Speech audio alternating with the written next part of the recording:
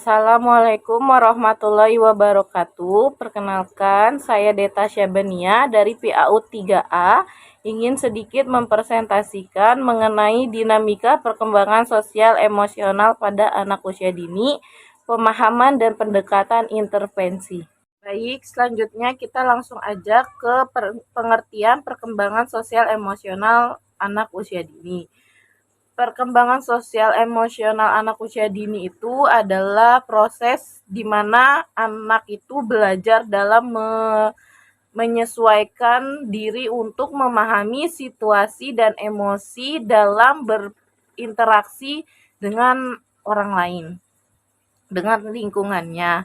Terus juga aspek sosial emosional pada anak usia dini ini juga sangat penting dikembangkan pada anak sejak berusia dini gitu, sejak anak berusia dini.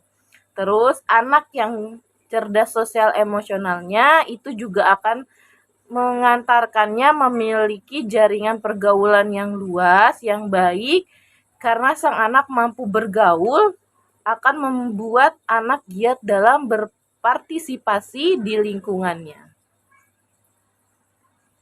Dan dengan itu orang tua juga harus membantu anak-anak memahami perasaan mereka sendiri dan anak-anak lain serta menjaga perilaku dan sikap di depan anak agar anak tidak meniru sikap yang buruk. Selanjutnya ada pengertian intervensi. Intervensi adalah aktivitas untuk melaksanakan rencana pengasuhan dengan memberikan pelayanan terhadap individu atau kelompok dalam berbagai bidang seperti pendidikan, kesehatan, sosial, dan politik. Baik, selanjutnya ada tahap perkembangan sosial emosional pada anak usia dini. Tahap perkembangan sosial emosional pada anak usia dini mengalami kemajuan yang sangat signifikan, yaitu pada usia 0 sampai 3 tahun anak mulai mengembangkan rasa percaya dan kemandiriannya. Terus pada usia 4 tahun idealnya anak memiliki kehidupan sosial yang aktif, dan pada usia ini juga anak sudah memiliki sahabat gitu dari teman sebayanya. Terus pada usia 5 tahun anak mulai mampu mengikuti perintah sederhana dan belajar untuk mengatur perilaku mereka sendiri. Nah, beberapa tahap perkembangan sosial emosional anak usia dini ini meliputi kemampuan mengenal emosi, mengungkapkan perasaannya yang sedang anak tersebut rasakan, bagaimana, terus menyelesaikan masalah, serta mengembangkan empati dan kerjasama pada sang anak. Terus penting bagi orang tua dan pengasuh untuk memahami tahap ini dan memberikan dukungan serta bimbingan yang sesuai untuk anak yang kita asuh. Salah satu contohnya itu dengan cara mengajarkannya dengan mengajak anak bermain dan melatih kerjasama melalui permainan seperti bola atau masak-masakan. Dengan anak bermain bola atau bermain masak-masakan, di situ anak akan belajar banyak tentang sosial emosionalnya karena anak tidak bermain sendiri gitu. Anak bermain dengan orang lain yang ada di sekitarnya, seperti misalnya seperti bersama kita, orang tua atau pengasuh dari anak, tante, om, kakaknya, atau juga anak bisa bermain dengan teman-temannya gitu, seperti bermain bola, bermain masak-masakan. Baik, selanjutnya ada faktor perkembangan sosial emosional anak usia dini.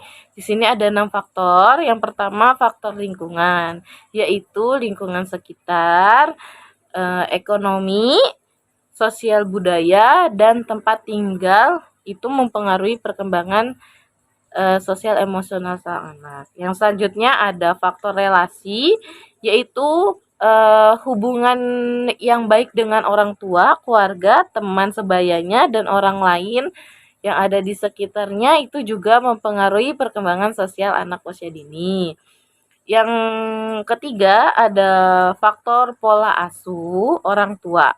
Jadi di mana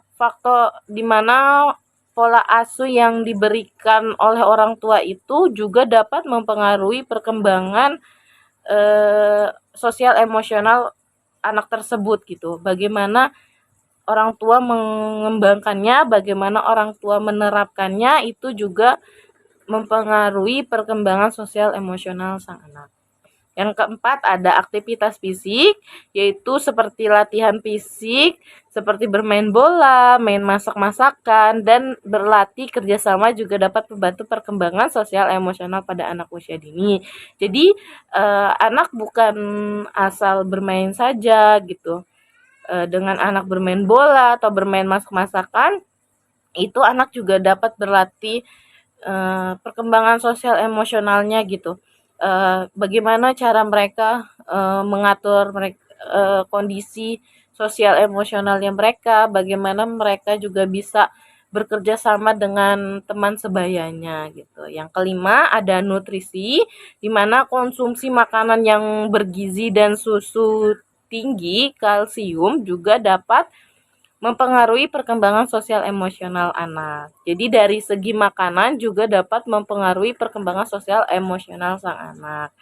Terus yang keenam, yang terakhir ada stimulasi interaksi dengan lingkungan sekitar yang mendukung perkembangan sosial emosional anak, mempengaruhi perkembangan sosial emosional anak. Baik, selanjutnya ada pentingnya intervensi pada perkembangan sosial emosional anak usia dini.